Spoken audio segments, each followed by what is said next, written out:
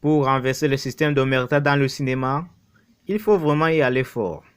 Judith Chemla brise le silence sur l'affaire Judith Godrèche. Suite à l'apparition de son livre, Judith Chemla veut poursuivre son combat sans relâche. Il faut continuer avec cette vague de libération de la parole, car le témoignage de l'une permet celui d'une autre. On ne peut pas continuer sur la domination des femmes par les hommes. Il faut de l'action et pas seulement des discours, annonce-t-elle. La prise de parole de Judith Godrèche l'a d'ailleurs fait réagir.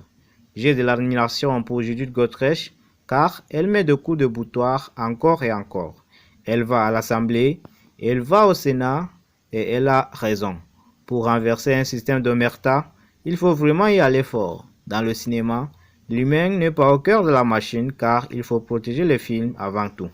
Comment faire alors que le président du CNC, lui-même Dominique Boutouna, est mis en cause pour agression sexuelle, interroge-t-elle.